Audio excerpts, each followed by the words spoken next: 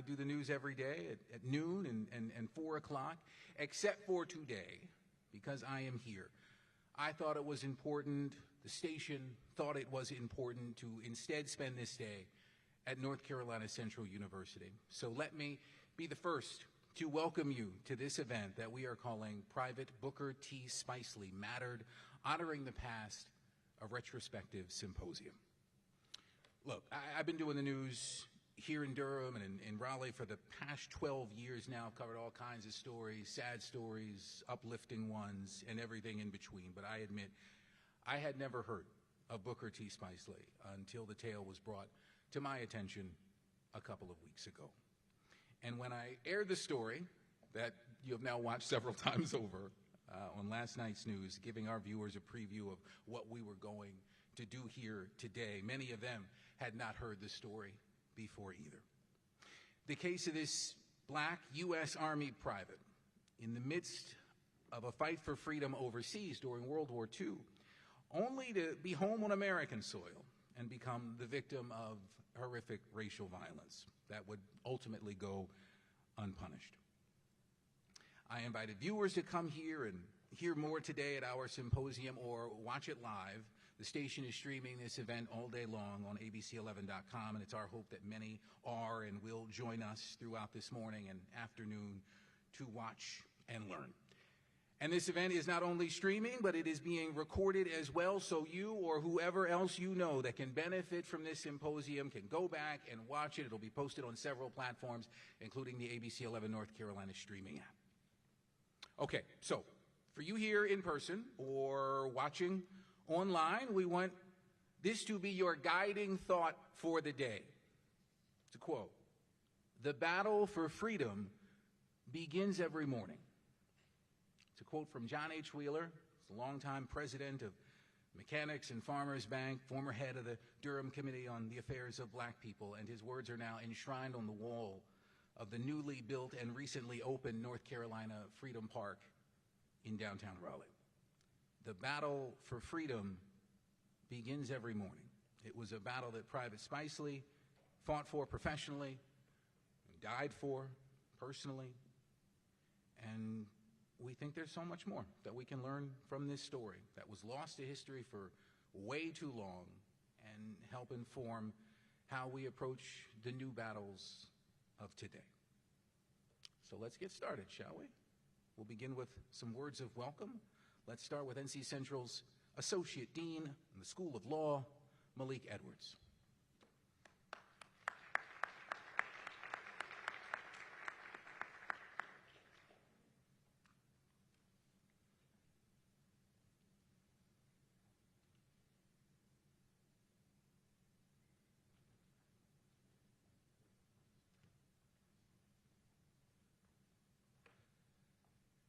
Good morning.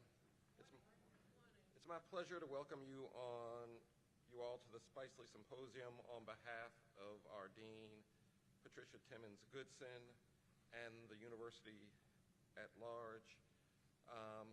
Just want to identify why this is so important and fits in with the work we do here at the law school. I think we have to remember that African Americans have fought in every single war, military action that has happened in this country. We can go back and start with Crispus Attucks and moving forward. And unfortunately, Private Spicely represents an issue that has been at play for just as long, which is as we fight for this country we love, we have a parallel battle for full citizenship. And unfortunately, Private Spicely is not an outlier. We have the Chicago race riots. Again, people offended by soldiers in uniform attacked them for claiming their rights. We have the Houston race riots or the Camp Logan mutiny. Again, soldiers standing up to the local constabulary for, again, challenging their rights as full citizens. Partly what we do as a law school, again, is make sure that the full promise of the Constitution is put forth for all of us.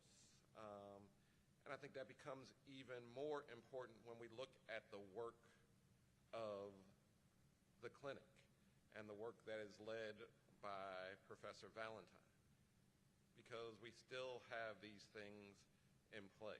We have to ensure that our veterans, those who have gone out and served, have the full protections that they were promised. But we know that black and brown soldiers are dismissed from military for other than honorable reasons at higher rates. And how do we challenge that? How do we ensure that everything is put in place? And so the contributions that we've got honoring Spicely from Duke Energy are allowing us to do that. And again, I want to say thank you to Duke Energy. I want to thank everyone who has fought to make sure that we recognize what happened to Private Spicely, and that we can think at and discuss Jim Crow and how it and why it matters in this context, right? And that's happened even more recently. It's interesting that in the Supreme Court, in doing their examination of affirmative action, said we're going to have a different standard for the military academies because we understand the role of the military in providing leadership.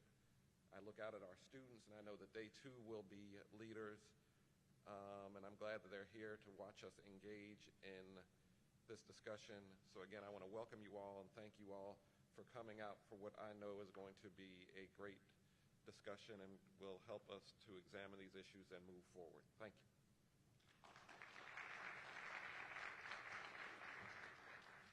Thank you, Dean. We heard Dean Edwards mention Duke Energy. Indira Everett is our next speaker. She is Director of Government and Community Relations. Indira Everett.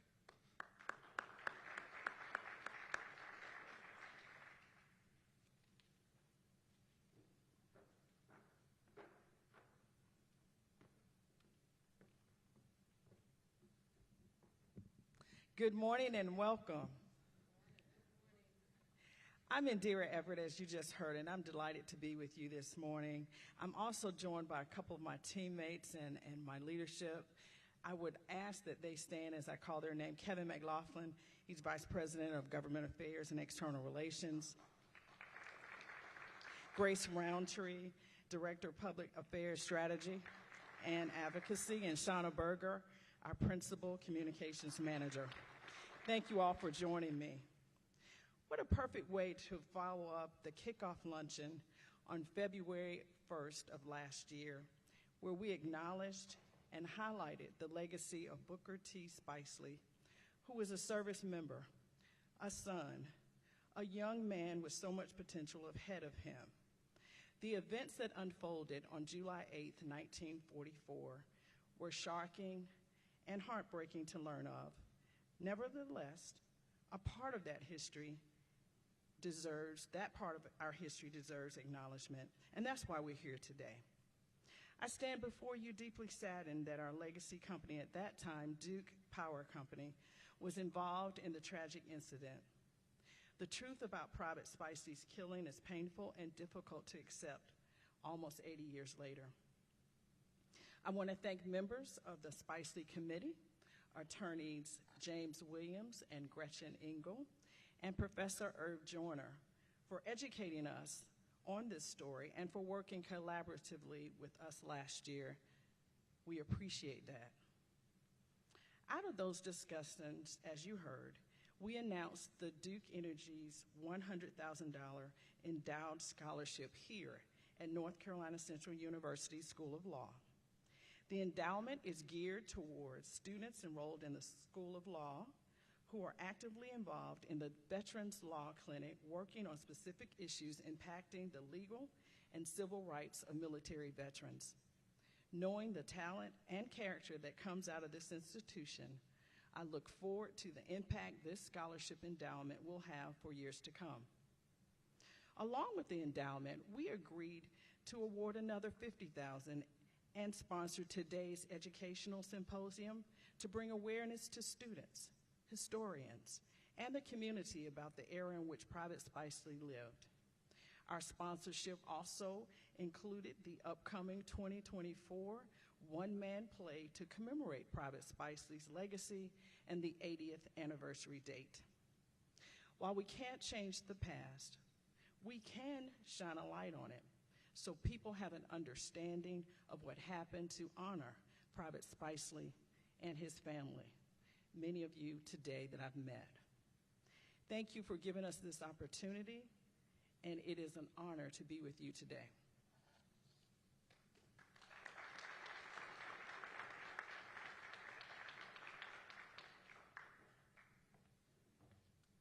Indira, thank you.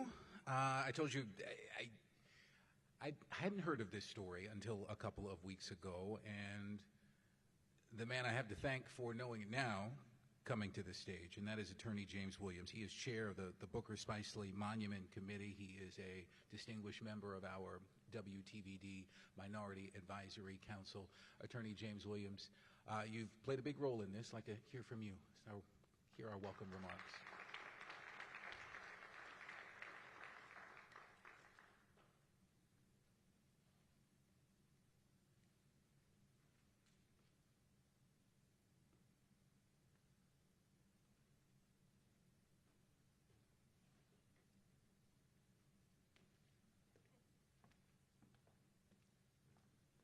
Thank you, Joel, and welcome, everyone. I am James Williams. I did not know of Booker Spicely. I found out about this horrible deed when I was in the course of planning events around the 75-year anniversary of the Journey of Reconciliation, or the 1947 Freedom Rides. And during the course of those rides, Bayard Rustin was one of 5 people that were arrested in Chapel Hill and tried and convicted and sent to the chain gang. The attorney that represented those 5 was an attorney by the name of C.J. Gates. I did not know about C.J. Gates. I started looking into who he was and was just amazed by the scope of his work, his courage, his commitment to civil rights and the defense of our freedoms. He was a civil rights lawyer before that term, I think, was really even coined, and he was based right here in Durham. He did cases across the state. But what connects him to Booker Spicely? When Booker Spicely was shot and killed by Herman Council on July 8th of 1944, C.J. Gates was hired as a private prosecutor because the family of Booker Spicely rightfully and correctly did not have trust and confidence in the powers that be to properly prosecute that case.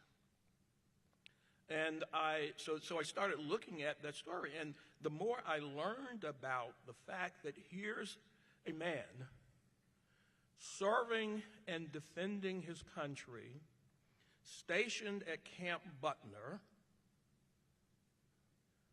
who spends a couple of days in Durham, and while on a municipal bus in uniform, is confronted by Herman Council. And why? Because of Jim Crow and white supremacy and America's apartheid. Booker boarded the bus in the Hayti community of Durham.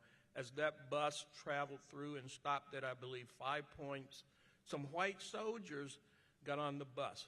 Keep in mind, Booker Spicely at that time was seated in the so-called Jim Crow section.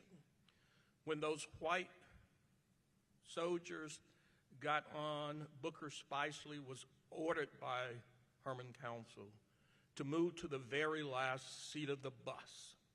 And Booker Spicely raised questions about that. Am I not wearing the same uniform as those white soldiers?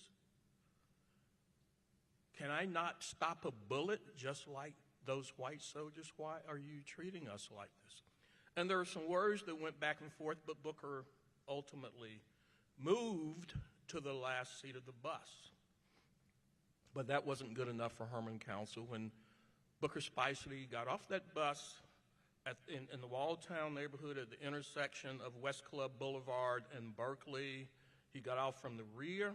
Herman Council got off from the front, confronted him, and shot him twice in the chest. And they boarded that bus and drove off as if he had done nothing wrong, indeed as if his dastardly deed was an honorable thing to do. But that's Jim Crow. That's white supremacy.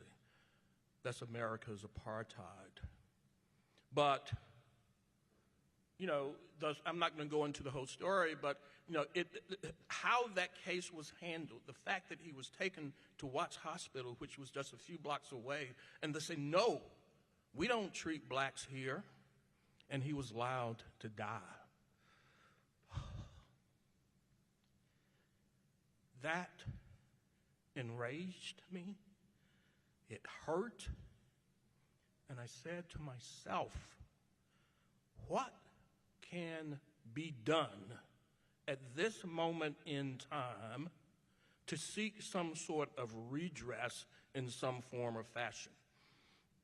And, I started calling people who I knew in Durham, who I thought would be both interested and concerned, and we ended up forming the Booker T. Spicely Committee, I believe in May of 2022 or June. And I just want to call out the names of the members of that committee, some of whom are in this room today, and I would ask them to stand, those who are here. Eddie Davis, Gretchen Engel, Walter Jackson, Irv Joyner, Tim Tyson, who may not be here now but will be here later, Joseph Jordan, John Schlepp, Philip Penn, Margaret Burnham, Professor Margaret Burnham. Thank you so much. This group rolled up its sleeves and went to work. So while we were just formed in June, by October we had submitted an application for a state historical marker for Booker Spicely, along with any number of supporting documents and a wonderful package of supporting letters. Also in October, I think it was when we initiated our effort to engage Duke Energy, which was Duke Power, because we were looking for, I don't want to use the term targets, but kind of, people who were responsible, who should step up to the plate and atone. And Duke Energy, then Duke Power, owned and operated that municipal company. So we had some ask of them. And as Ms. Everett mentioned, there was a series of meetings. I think that subcommittee of the Spicely Committee was Gretchen Engel, Professor Joyner, and myself. And over time, we came to the recommendations that she just referenced. I won't go over those again. But we didn't stop there. We had some ask as it relates to the city of Durham, and those. That's an ongoing matter, and we'll hope to see something from that.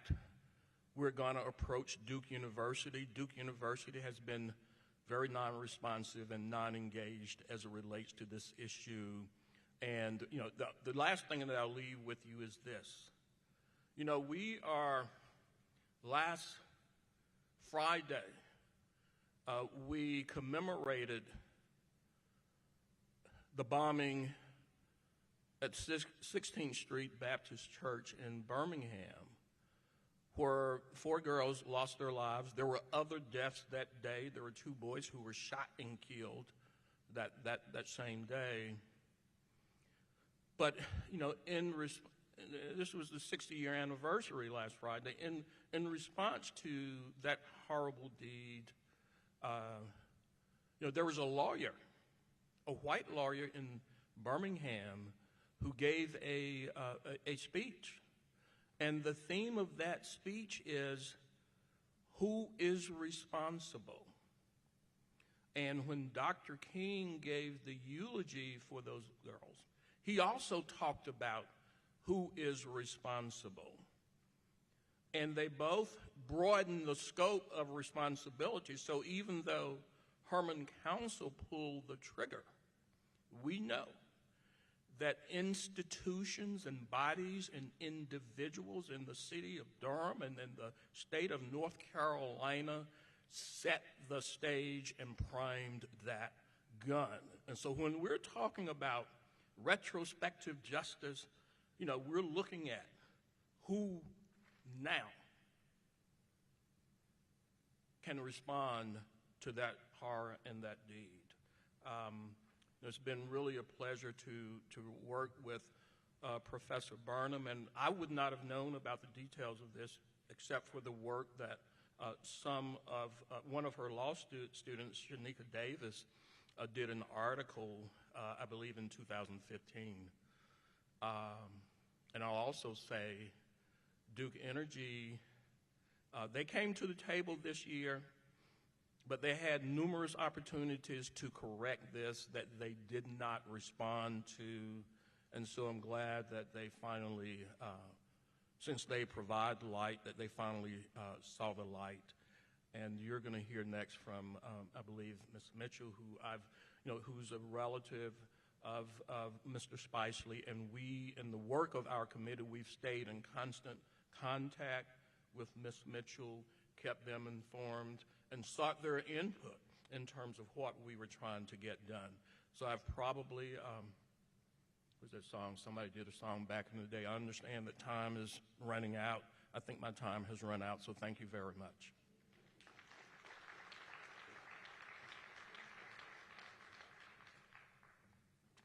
James Williams, we thank you. You heard James talk about the hurt and the rage that you can feel when you first hear this story, and I can only imagine what that hurt and that rage feels like if you are a member of the family of Booker T. Spicely. And Cynthia Mitchell is his second cousin. She joins us now to give us some welcoming remarks.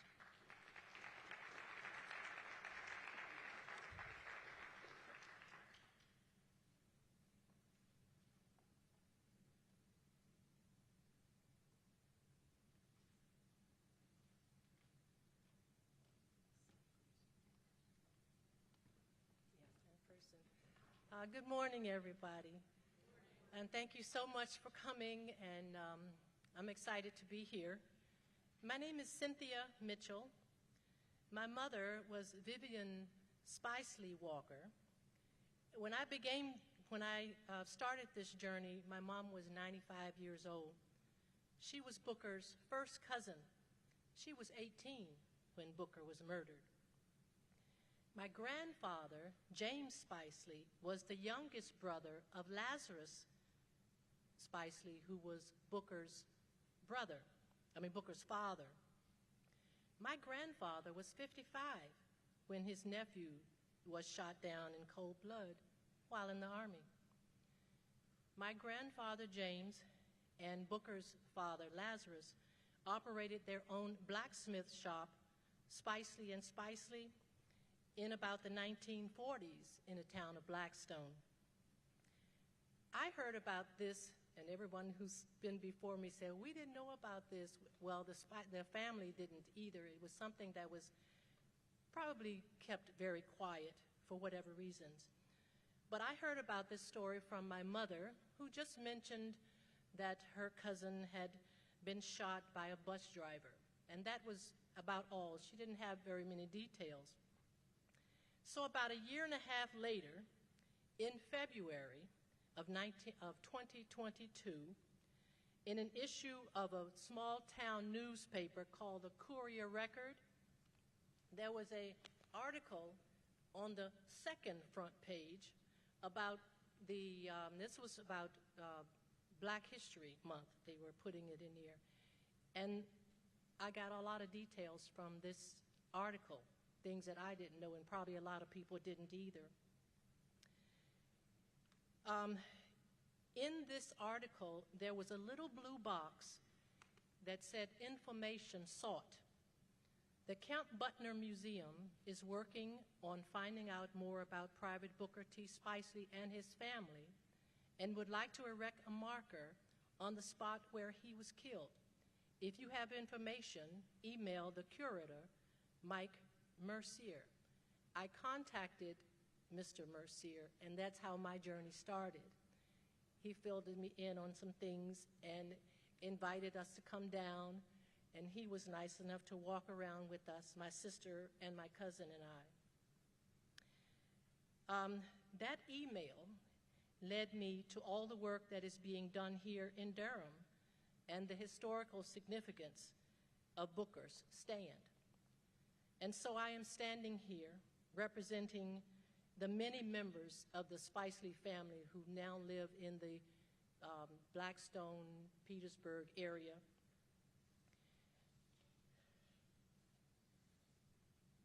And I'm also representing all the Spicely men who were colonels and sergeants and corporals and privates and specialists in the Army and the Air Force and the Navy and the National Guard, and the women who were nurses and teachers and domestic workers who served in Vietnam, Desert Storm, Korea, World War I. We appreciate the time you've taken to walk with us through Walltown and showed us where the shooting took place. We appreciate James Williams and the Booker Spicely Committee who kept me informed about all the progress here in Durham. I also have a first cousin named James Williams. In a couple of conversations, I was a little confused about James and who he was. And lastly, we're thankful for Stephen Joyner and the law school at NCCU Veterans Clinic for what is being done here to help current and former service members. And we are very impressed with Duke Energy's expressed sadness and disappointment at its historical involvement in this case. They have committed to shine a light on the past. So the scholarship and the symposium and the cultural events are very important. And the Spicely family is wholeheartedly in support of placing this marker in Durham at the site of Booker's untimely and unjust demise. Many of the family members are going to be back here in December for the unveiling.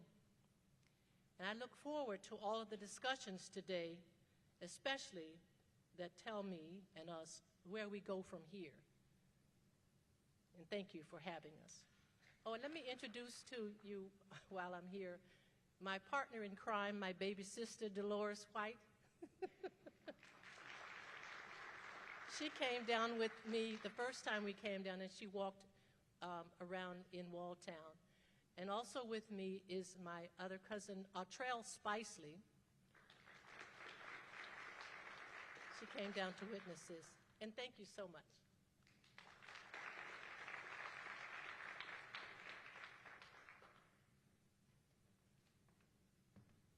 Cynthia, thank you. We're so glad you're here. Other members of the Spicely family, glad you are here as well. I met Cynthia on Zoom a couple of days ago. We did a nice interview, but your smile is just as warm and kind in person. It is better in person, quite frankly, and it is good to see you here. We're going to get to our distinguished keynote speaker in just a moment, who has done more maybe than anyone in this room to shine a light on the story of Booker T. Spicely. But we wanted to set the tone for that address and can think of no one better to do that than the newly named Piedmont Poet Laureate, Dasan Ahanu. Dasan is a North Carolina-based cultural organizer. He is an artist, a scholar, In conjunction with creative arts, his academic work focuses on critical writing, hip-hop, and popular culture. This self-described introvert with a very public profession has always enjoyed challenges. More than blending culture and academia, Dasan balances the practical with possibilities. It's that mindset that has afforded him the opportunity to craft dreams into accolades, and one of his latest accolades came this past spring when he was named Piedmont Poet Laureate. Please welcome Dasan Ahanu.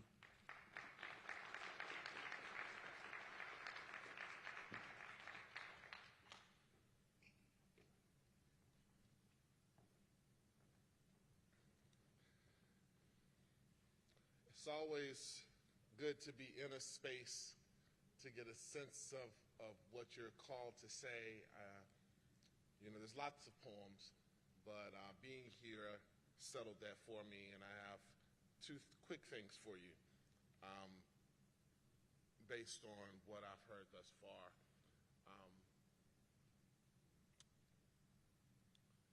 First, they call joy reckless, where dim asphalt and burdened shoulders comprise the first place that the city forgot, a place where Mama's God and Uncle Lester's Jim Beam make the pain easier to forget, a place where laughter dances under billboards, smiles highlight the corner store, and hallelujahs fill the pews beneath stained glass, a place where heroes stand picturesque on cardboard stapled to popsicle sticks or airbrushed on the front of Dullen t-shirts. This place be underfunded, over-patrolled, and bastardized for the black and brown polymer used to weave resilience around here. This place cannot be bleached, bloodied, or beaten less than. It cannot be demonized or stigmatized into disappearing. This place be glory, it be overcoming, it be resilience, it be legacy, it be tradition. This place is full of those who understands what it means to get up, keep going, and moving on. This place is something beautiful, regardless of what others say. This place, we all know it. Some of us avoid it. The rest of us lean into it because it is where strength and courage and resilience exist. This place can never be forgotten. It cannot be moved. It cannot be buried. It comes with a history and understanding. And we will never let its smell be anything less than grease and freedom. We will never let its sound be anything less than a joyful noise. We will never let it be anything other than something wonderful. It will sound so great. It will be so great. And we will always see it as home.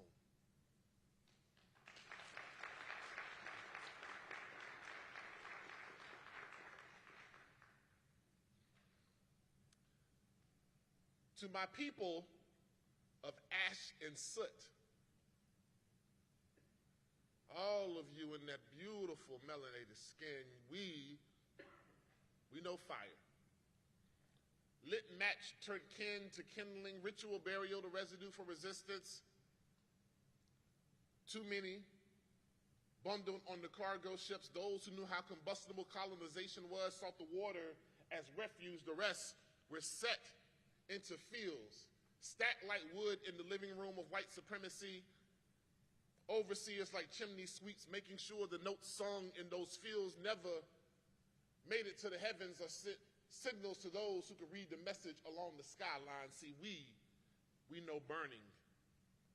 Because some devils ain't never cared what they poured kerosene on as long as they got to see the flames. Lit match the body. Molotov cocktail the house, bomb to building. What else can you say about those who set crosses ablaze in front of the blessed like they trying to sear away the truth that Melanin was crucified for their sins? See, y'all, I know that we know ash and soot because we can script prophecy in the smoke. see the deadening as the promise of renewal. No, we got a covenant with the earth, and it will always help us turn desolation into ceremony. We just got to give our incandescent dreams back to the mother who helped inspire them. Sit at her feet as she teaches us how to cook a phoenix from scraps and lace spread new hope like Resurrection Sunday. And ain't we the ones who found glory in a clearing and called that a church? Then everywhere we are is a blessing. Every day we still have breath is a testimony. We get so dressed up for Easter because the ongoing will to rebuild deserves celebration. It's coded affirmation. The spirituals taught us how to get through. This pageantry teaches us how to keep going on. Just think about the black and gray we dress ourselves in to send our beloved gone home. Don't it sometimes seem so fitting for us? I always wondered why the church house smelt smoldering, why the wailing sounded like sirens, why each held hand, I love you, and embrace seems so necessary. Soil got to be treated for a new blossoming, and we know how to work fields around here, know how to call magic out the dark, how to build from brimstone. Y'all, they still mad. They made us build this America, but we didn't pyramid their empire in appropriate astronomy, so now they shooting stars trying to understand the resilience of the night sky, and some think they can win with fire. Whether it is a blaze set to hope or the glare of a trigger, but ain't no blaze that can take away our brilliance, can take away our service, can take away our importance, everything we have done, everything we have given, everything that we have built, everything that we have contributed. We are still going to succeed. We are still going to live full, laugh, cry, dance. We are still going to be here. Be bold, be beautiful. We're still going to create family and survival manuals. We are going to tell our story, share our testimony, make sure no one ever forgets it. And we are going to understand how necessary we are, because in this world that seeks to keep so much of our history in the dark, all of us beautiful, charred Genesis chapter 1, Verse 2 will consistently come through with the light. Thank y'all so much.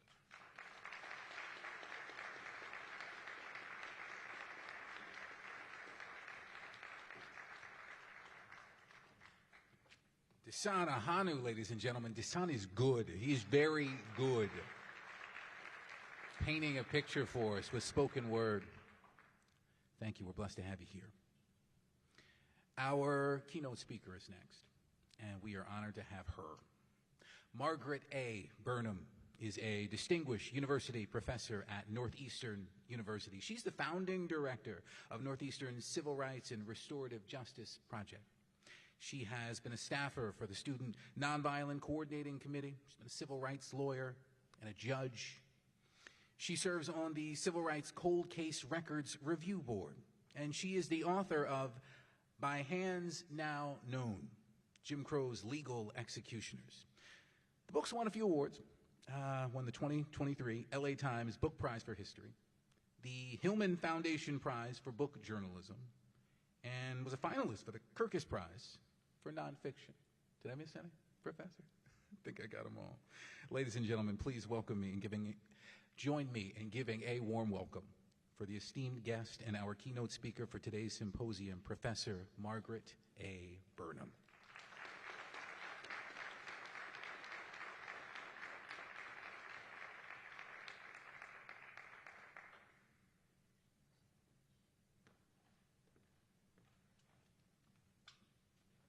Thank you so much, Joel, for that warm introduction. And thank you so much, Dasan, for those words bringing us together as community here as we remember and celebrate the life of Booker Spicely and remember the resistance that his case represents and what it says about our ongoing struggle in this country of ours that we love so much. I am so thrilled to be here. For me, this really feels like full circle. We worked on the Booker Spicely case, as James Williams mentioned, in our project back in Boston. But we could not bring it home because this is home for the Booker Spicely case. And it really took all of you had some connection with this case, whether the Duke Power folks, not Duke Power anymore, what is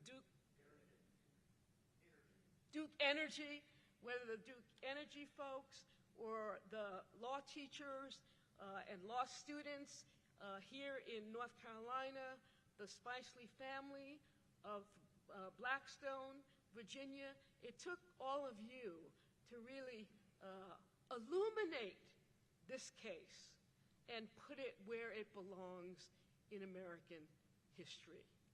I'm thankful for my longtime friendship with Professor Irv Joyner. It goes back probably 50 years when we were both students at the Balsa students. I'm also very grateful to the Dean of the Law School and to Professor Stephen Valentine for pulling this event together. And I'm particularly grateful to Attorney James Williams, who is a force to be reckoned with. But for him, Cynthia Mitchell wouldn't know the full story of her brother's heroism. But for his complete devotion to generating global attention to this story in all of its aspects, we would be in a different place. We would not be here today. The Spicely story is one of several. It's an important one, but they're all important. And all of them have in some way been rendered invisible in our history. And each of them deserves to be lifted up and celebrated and understood as we are doing here for Booker Spicely. These stories come out of a South that was home to more military facilities in World War II than any other region in the country. All the result of the successful lobbying done by the South's very powerful Washington politicians, those same politicians who vetoed the lynching bills and who suppressed black efforts to get ahead at the federal level in this country. They were successful in their efforts to render the home base of World War II the South. So soldiers like Booker Spicely, who had come to Butner from Philadelphia, could hardly avoid public transportation if they wanted to get a break from the life on the base. They were dependent on the city buses, and they were dependent on the men armed who ran those buses. The operators of buses in the South were accustomed to ordering passengers around, and they weren't easily, the soldiers, however, were not easily intimidated, and they did not accept matter-of-factly the common discourtesies and physical assaults of black riders that black riders had to become accustomed to, those who were not soldiers. Emboldened by the sight of these uniformed men who perhaps could protect them, local people across the South, particularly women and children, were prepared to defy the suffocating rules of Jim Crow where they hadn't been before. And so the soldiers and the local communities formed an alliance of sorts to break the back of Jim Crow in the South. Whites began complaining that, quote, their Negroes were becoming unrecognizable. In 1943, the mayor of Wilmington, North Carolina, Bruce Cameron, complained to the governor, Governor Broughton, that the city had been experiencing, quote, tremendous difficulty with the Jim Crow bus law. And he asked the governor to tell editorial writers who were writing about police abuse that as long as the colored people that the colored people in this state will have to behave themselves. The drivers of these buses resented the soldiers as much because the military men refused to defer as because their uniforms signaled a status that was more elevated than their own. It was this incendiary mix that cost Private Booker Spicely in Durham his life in 1944. Several incidents of racial violence had occurred from 1941 to 1942, alerting the War Department to the fact that civilian policing and transportation in the South posed a serious threat to black soldiers. In 1941, Private Ned Turman, stationed at Fort Bragg in Fayetteville, North Carolina, was severely beaten and then killed in an exchange of gunfire that left one military police officer dead. News reporters described what followed as a night of terror. In March of 1942, this is another one of our cases, which ultimately we hope will receive the same response in Baltimore as this one has received in North Carolina. A soldier by the name of Thomas Brodus was out on the night. He was visiting a club, listening to Duke Ellington in Baltimore, and was shot and killed when he asked if he could ride in a black cab as opposed to the white cabs, which had a monopoly.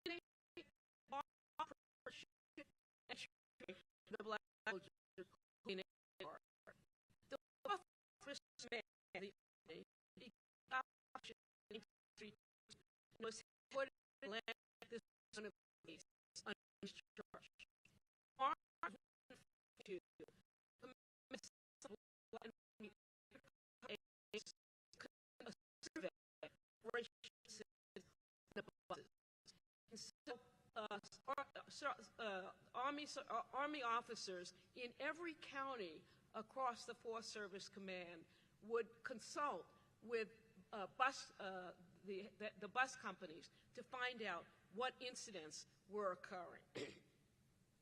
So the Army knew, but its intent in collecting this information was not, as I say, to protect the black soldiers, but rather it was to tamp down on any discontent or any rebellion that might emerge from the failure of the local communities and the Army together to protect black soldiers as they moved through these towns across the South.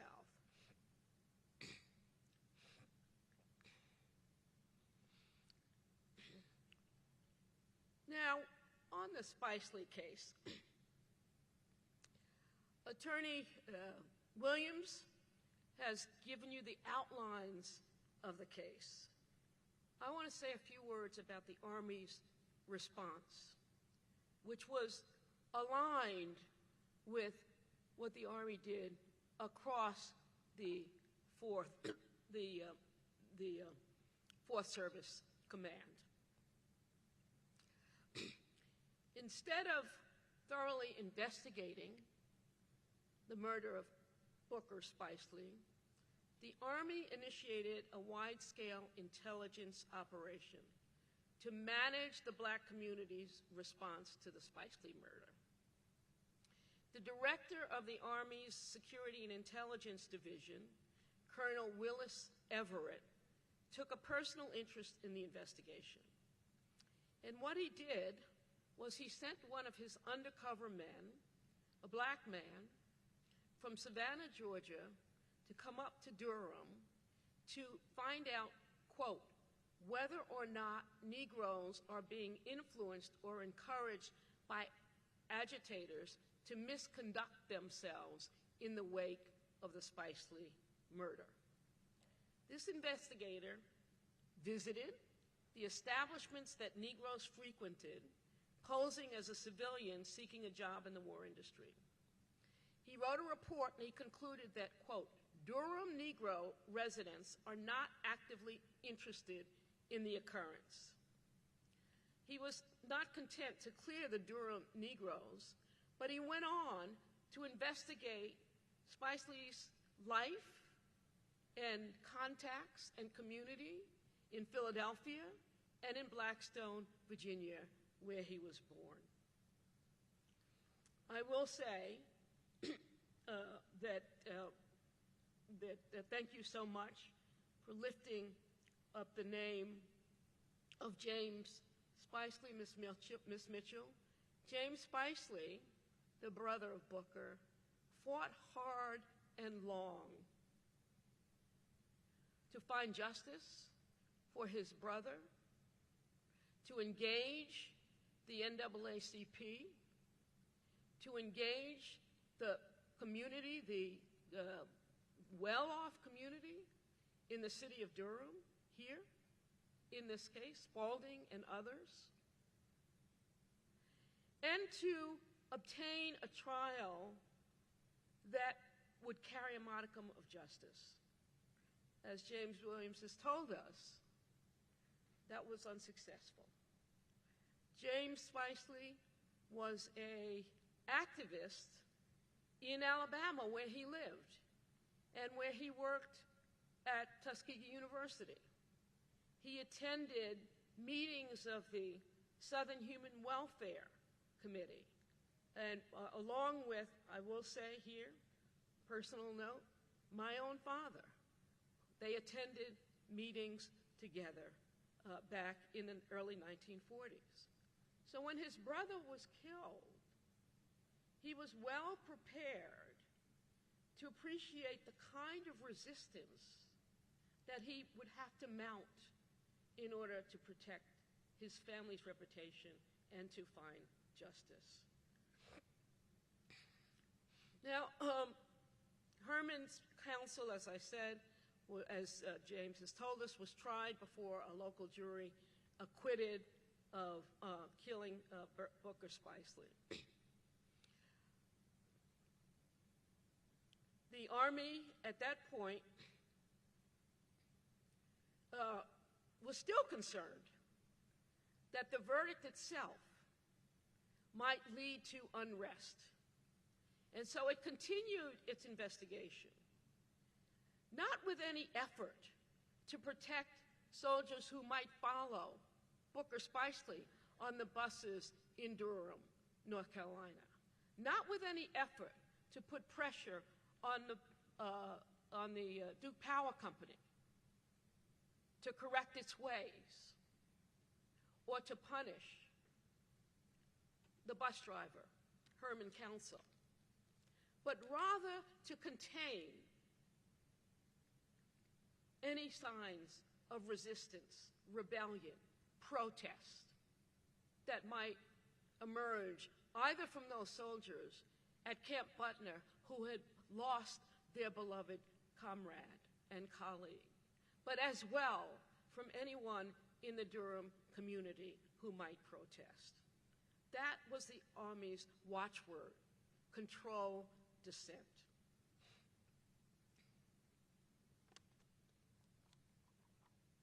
Let me just conclude this part of my remarks with the words of one soldier who, during World War II, described his life in the South in these words: "To be a black soldier in the South was one of the worst things that could happen to you. If you go to town, you would have to get off the sidewalk if a white person came by. If you went into the wrong neighborhood wearing your uniform, you got beat up. If you stumbled over a brick, you was drunk and you got beat up. If off post, you were hungry and you couldn't find a black restaurant or a black home, you would starve. And you were a soldier out there wearing the uniform of your country, and you're getting treated like a dog. That happened all over the South. The Spicely case, my dear brothers, sisters, colleagues, and friends, is of a piece with a larger history that, may I say, we are only now in 2023 fully recovering. 2023. I was struck by Cynthia Mitchell's comment that she learned the full story of her brother's travails and of his bravery in 2022. We have a lot of work to do. And let me say that for those of us who do this work, and I include here the researchers, both researchers in the communities, local researchers, family members, as well as professional academics like myself. We look at, there are three concerns that we have as we proceed. One is, how do we measure the violence that Booker Spicely's case exemplifies? How do we measure and how do we count? Not just why we do it, but how do we do it? How do we gain a fuller understanding, secondly, of what this violence means for us today? When we talk about the legacy of violence, what are we actually saying?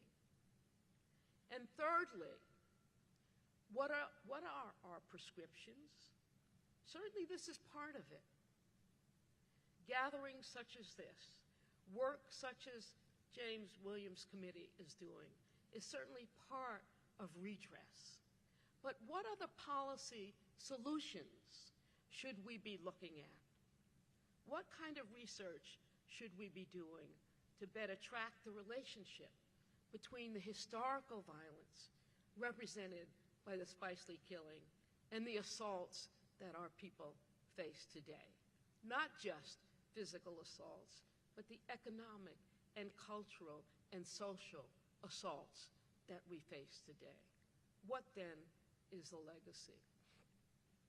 On the first question, measuring the violence, here those of us who work in the academy face empirical challenges. What is it we're measuring? How are we measuring? What counts? What doesn't count? How do we make sure that our reports are accurate, comprehensive? What sources are we using? Are we finding better evidence in the black press or in the white press? How do we reach family members? How do we associate and line up the memories of family members with those of official documents? These are some of the questions that we face. And I want to say here that we as researchers are not dealing with these questions for the first time. These are the questions, the very questions that Ida B. Wells and Monroe Trotter and Walter White and Emory Jackson in Birmingham, Alabama, and many, many other documentarians and researchers of the 1940s faced and earlier faced. They too had to figure out, what are we counting and what are our measurements here? They too had to figure out, what's a lynching? Can the Booker Spicely event, shot by a bus driver, an armed bus driver on an urban street, in 1944, does that qualify as a lynching? What's our definition? What are we using here? Are police crimes, police homicides, racially motivated? Are they lynchings or are they something else? How are we categorizing these events? Not only that, but what else besides those homicidal events? What else counts when we're looking at the violence that affected African American life in the 1940s and 1950s? And we do this, my friends, because the history matters for its own sake, because it's us, it's our country, it's our communities, it's our history. And we have to fully own it, notwithstanding what the governors in Florida and Arkansas say. We have to own that history. We do it not just because we have to own the history and understand it, but also because we need to understand what it tells us about today.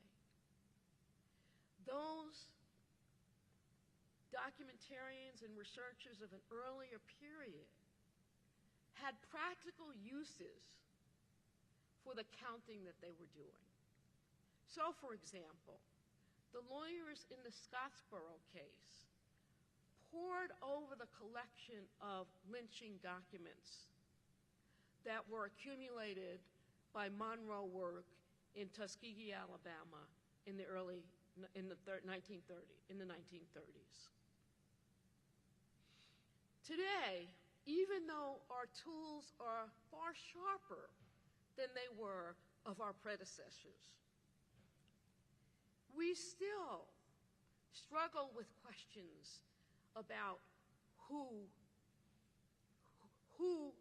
is in our archive, what period of time are we using, and how are we counting? And how do we measure the material losses? And what's the relationship between those losses and the unacknowledged and unresolved histories of material dispossession of which we are still suffering? How do we count sexual violence visited upon African American women? What's the relationship between slow violence and bullets like the one that felled Booker Spiceley? If we concern ourselves with slow violence, how do we define it and how do we count it? So those are the measurement questions we face. All with a view, moving to my second point, to understanding the violence, understanding its legal consequences, its social and economic consequences. As I say, what do we mean by the legacy of the violence? What are its lasting institutional imprints? And I work in law, and so I look specifically at the ways in which law was affected and sculpted by this violence. I include a chapter in my book on kidnapping, in which I argue that kidnapping, the crime of kidnapping, did not apply to blacks who were kidnapped in the 1940s and 1930s, in the heart of the Jim Crow era.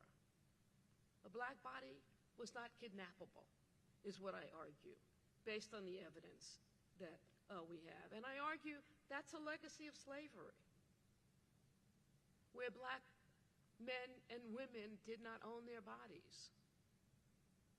And that legacy and understanding of the black submission to the white voice, come here, now, lasts from slavery and through Jim Crow, and ends up polluting our legal system so that kidnapping could not be a crime for which a white man could be charged.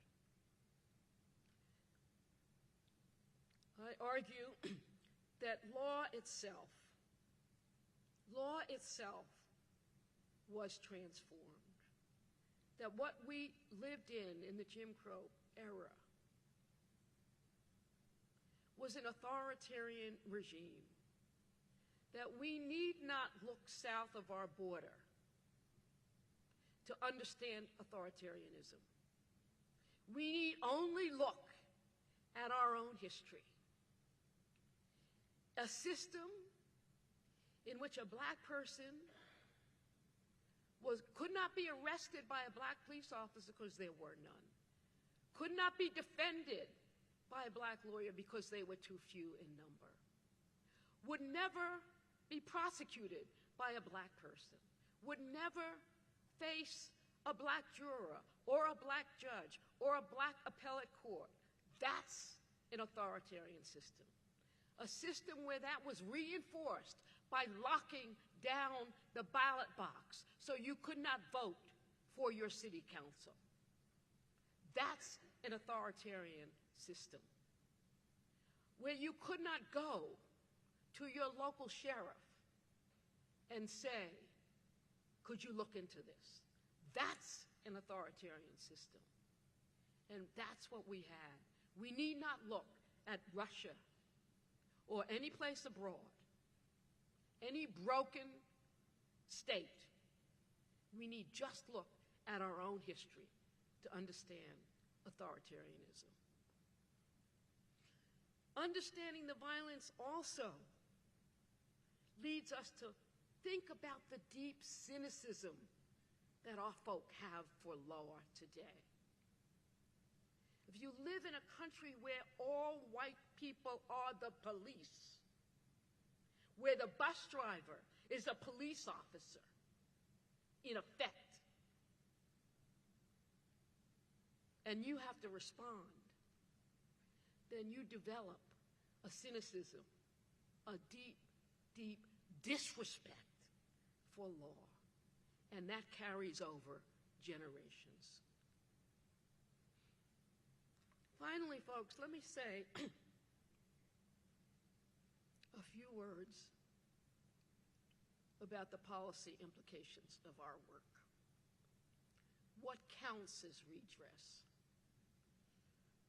Which of our communities have been most devastatingly affected, and how do we reach them and work with them?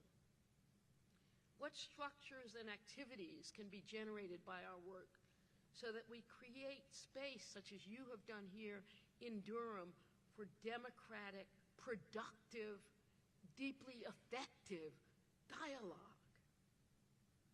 How can we address the immediate needs of the families? And how can we involve new and younger generations of those families and interest them in this history? What is the role for guilty actors like private companies, Duke Energy? And what's the role for the state in our activities? What's the relationship between our memorials and truth commissions? What's the relationship between the memorials that we support and that we seek to build? Police reform, school reform, and other contemporary anti-racist projects. How can we make those links? How can we articulate and make stronger those links? How can all this work on the history of racial violence address the tensions that reverberate across our country on who owns the past? How can what we do influence and affect that conversation, that national, indeed a global conversation? These are some of the questions that we ask about as we engage in this work. And we can only be effective if we have lots of expertise in the room, and if we have lots deep and lasting and meaningful community partnerships. And when I say expertise, the lawyers bring a lens to this table, but we don't understand trauma. We don't understand intergenerational trauma. We don't understand the biological markers that can lead to a traumatic expense reverberating across generations. You need different expertise and different eyes, different vision for that sort of thing. Lawyers claim they do history, but we're not really historians. We're just law office historians. You need real historians who fully understand and can place, like Matthew Delmont, who fully understand and can place this incident, the Book of Spicely, in the wider story of Black engagement in the wars generally, the Black veteran experience generally, and the history of World War II, and the history of the interwar years between the First and the Second World War. So together, working closely with the families and communities that are affected, we'll get there. I want to conclude by saying a word about my book. I'm not pumping it. It is a good book, but I'm not pumping it here. But I'll say this. I opened the book by telling the story of a woman who was killed in a small town in Georgia. And the town's called Donaldsonville, Georgia. And this woman had gone into a store, and she picked up a jar, and the shop owner, a young white man, was angered by something she did or said, told her to put down the jar, followed her outside of the store, struck her with an axe, and killed her. This is 1940s, folks. And I tell that story because I want my readers to appreciate how thin the evidence is on some of these cases, that we will never get to X. We will never really know what X is. In that story, that Donaldsonville story, I put it out there in the world. It comes into the world only because a letter writer from Donaldsonville sends a note up to the NAACP in Washington, D.C., and tells the story. Doesn't mention the woman's name, but we figure out who it is.